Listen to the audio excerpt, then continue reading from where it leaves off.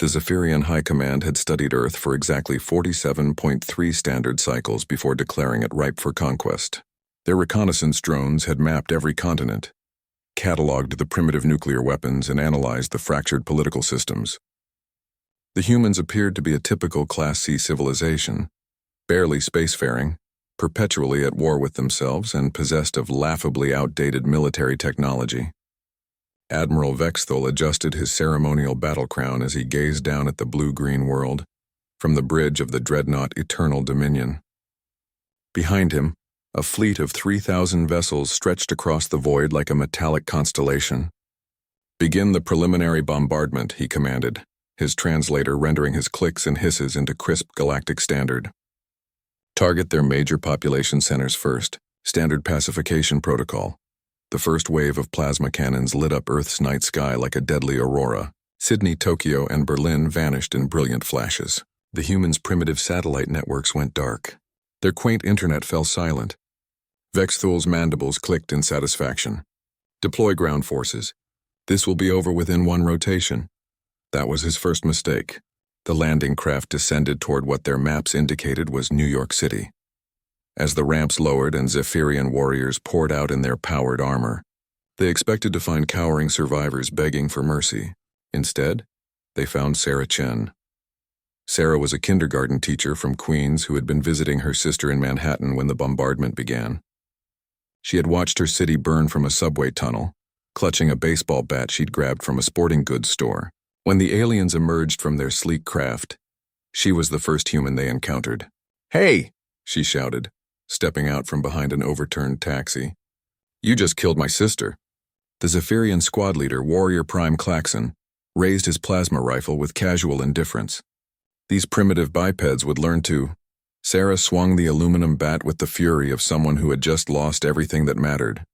The Louisville Slugger connected with Klaxon's helmet with a satisfying crack, sending the 7-foot alien warrior sprawling. Klaxon's squad stared in shock. Their armor could deflect plasma blasts and resist explosive rounds. How had a primitive kinetic weapon? Sarah didn't give them time to figure it out.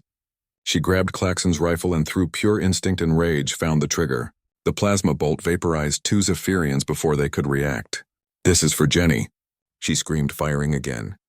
Across the globe, similar scenes played out with startling consistency. The Zephyrians had studied human military capabilities but had made a crucial error. They had focused on organized armed forces and missed the violent creativity of ordinary humans, pushed beyond their breaking point. In London, a retired plumber named George Whitman turned a construction site into a death trap, using nothing but pipes, industrial adhesive, and a very British sense of propriety. 20 Zephyrian scouts learned too late that humans could weaponize literally anything. In Mumbai, Dr. Priya Sharma, a biochemist who had been working late in her lab, synthesized a compound from cleaning supplies that ate through Zephyrian armor like acid through paper. She disseminated the formula through ham radio networks before the aliens could stop her. Back in orbit, Admiral Vexthul watched his casualty reports climb with growing alarm. "How are they adapting so quickly?" he demanded. His intelligence officer, Subcommander Nerex, consulted her datapad with trembling claws. "Admiral, we may have miscalculated. The humans appear to possess an unusual trait. When threatened, they don't just fight, they innovate. Clarify. They're learning to use our weapons faster than we anticipated. They're creating new tactics in real time. And, sir, they're sharing information through improvised networks we can't intercept." On Earth's surface, the Resistance was indeed adapting with frightening speed. Marcus Thompson, a video game developer from Seattle, had figured out how to hack Zephyrian communication arrays using modified gaming equipment. Within hours, humans worldwide could intercept alien battle plans. In São Paulo, Maria Santos led a group of mechanics who had learned to repair and modify captured Zephyrian vehicles. They painted them bright yellow and covered them in graffiti that roughly translated to "Earth says hi," before turning the weapons on their former owners. But it wasn't just the innovation that unnerved the Zephyrians. It was the humans' complete refusal to surrender.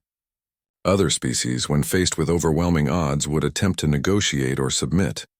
Humans simply got angrier. 3 days into what was supposed to be a one-day conquest, Admiral Vexthul received a transmission on all frequencies. The signal originated from what his maps called Montana, where a human female identified herself as Colonel Janet Morrison, U.S. Air Force, and currently very annoyed. Listen up. Tentacle face. Morrison's voice crackled through the static. You want Earth?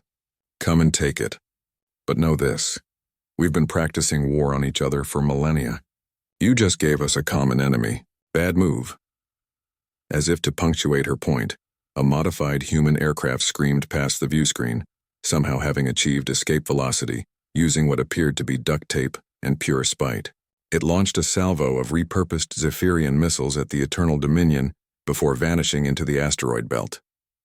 The final straw came when reports arrived from the Australian front.